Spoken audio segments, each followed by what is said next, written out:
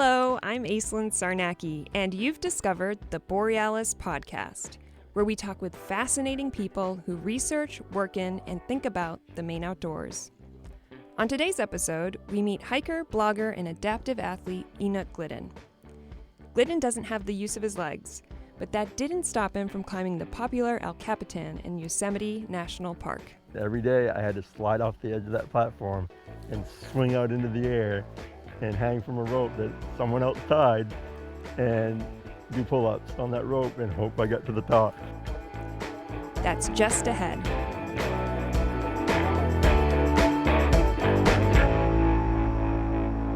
Production support of Borealis is provided by the Nature Conservancy in Maine and Poland Spring, and listeners like you. Thank you. If you're an avid hiker in Maine, you might have run into Enock Glidden in the woods. Glidden, who was born with spina bifida, uses a wheelchair to test out trails all over Maine, and then blog about them for the website Maine Trail Finder. He's also a very popular public speaker and advocate for accessibility in the outdoors. For this Borealis podcast, Jennifer Rooks caught up with Glidden on one of those trails, and he told her about a teacher who changed the course of his life. When I was in junior high, I actually met my phys ed teacher, Bob Dyer, and I tell this story a lot, on the first day that I met him, he walked up to me and asked me if I could do 20 push-ups in my wheelchair, and so I said I could do 40, and I did it, and my arms were absolutely hurting, but I didn't tell him that, and he didn't treat me any differently after that. He pushed me to try everything that the other kids were doing, and I was the only kid who used a wheelchair, and he invented ways for me to do things so that I could participate in every gym activity that we did throughout my entire junior high time in school, and that's really what set me on a path to where I am today, is him showing me that everything was possible. Bob Dyer. Bob Dyer. How do you think your teacher, how do you think Bob Dyer knew? Do you think he had training, or do you think he just was somebody who had a level of understanding that was unusual for his day? When people talk about Bob, it's always with the same enthusiasm for helping kids, and I think that was just Bob.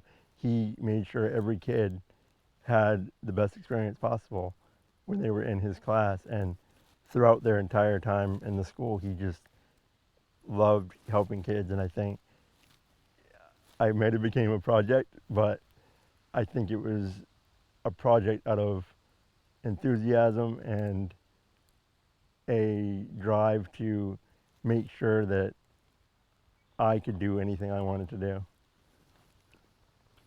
So you're growing up in this very small town, Patton, Maine.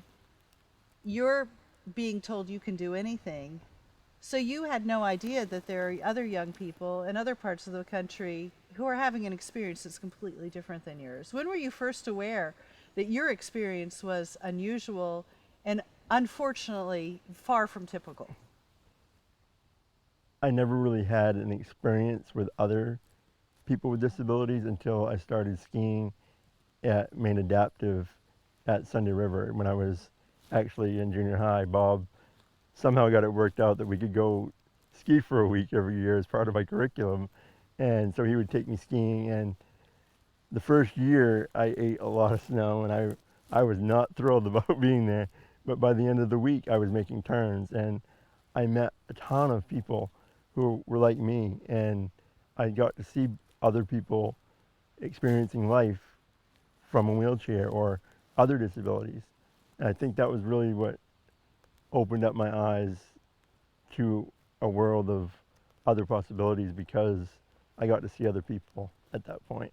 And then I joined a basketball team, and we got to travel all over the country, so I got to meet other basketball teams and basketball players, and that really set me on a path of finding possibilities. You decided to go to college, but you decided to go out of state? Yeah, so when I was younger, and still to this day, I like thinking about designing my own wheelchair and coming up with equipment that I could use to do the things that I do. And there happened to be a rehabilitation engineering program at Vermont Tech, and it had just started when I graduated high school. So I decided I wanted to try it out and design wheelchairs. And I never actually got into designing wheelchairs. I eventually went and I did computer science. I've done a bunch of different things, but I finally think I found my calling with hiking. With hiking. Okay. So this is a bit of an understatement, Enock, because yes, you hike, but you also do things like, oh, I don't know, scale El Capitan. How does one go from hiking in the Maine woods to extreme sports?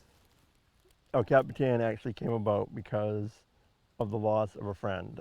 He worked at Mount Rainier, which I'm also going to climb hopefully next year, and he was doing a rescue, and unfortunately he reached for the helicopter and he missed, and he fell and lost his life. And I went on Facebook and started looking at all the pictures of amazing places that he had been through adventure and working at Mount Rainier, and I decided I wanted to see those places, not just in pictures, but I wanted to really see them. So I started doing research, and I found an organization called Paradox Sports, and they teach people with disabilities how to rock climb and ice climb. They're out of Colorado, and they happen to have a trip to New York that year.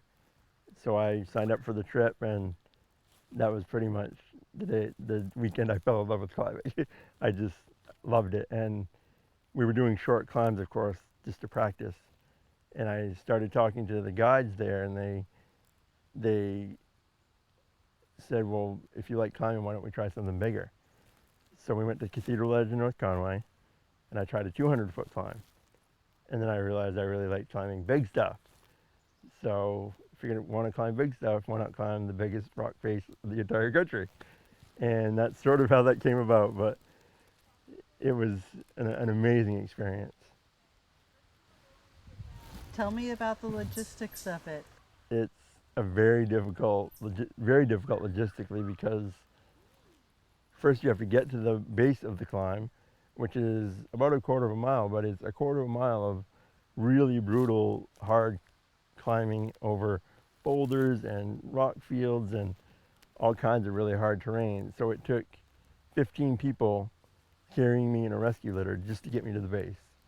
And then I had two other guys with me, Craig Martelac and Christian Cattell, who filmed, and also Christian climbed ahead of me and set ropes. And I just did pull-ups on ropes all day long, every day for 5 days to get to the top. About 800 pull-ups a day.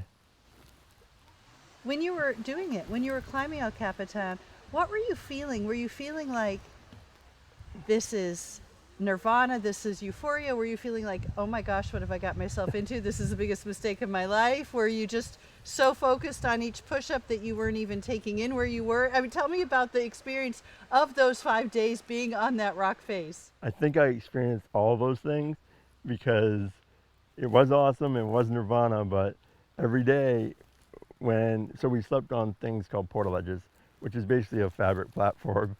And every day I had to slide off the edge of that platform and swing out into the air and hang from a rope that someone else tied and do pull-ups on that rope and hope I got to the top.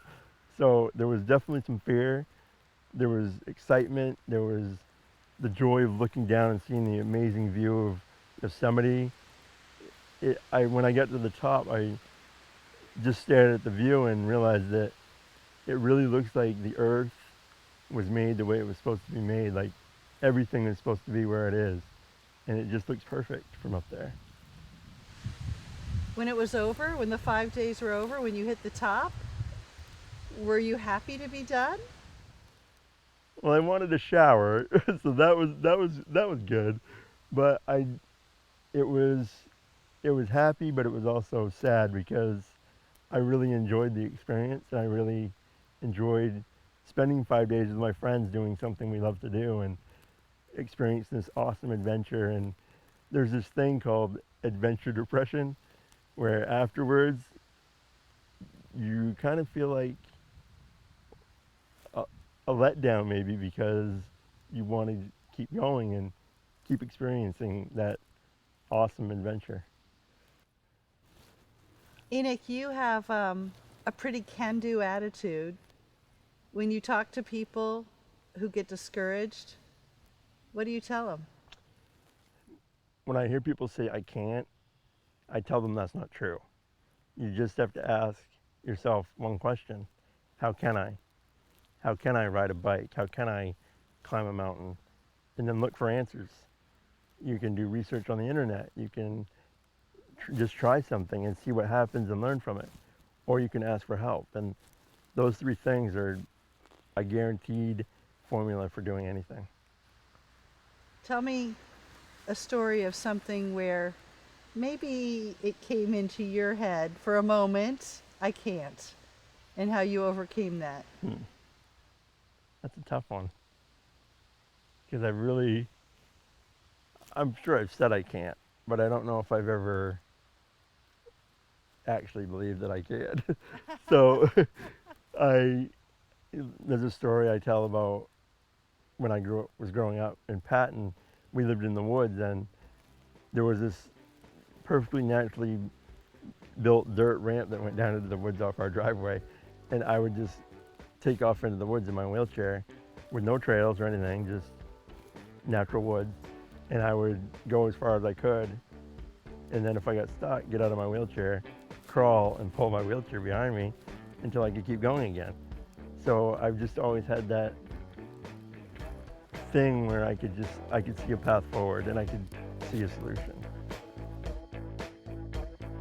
That was Maine Public's Jennifer Rooks.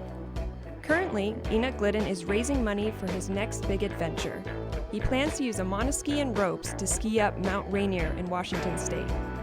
He'll do that in honor and memory of his friend Nick Hall.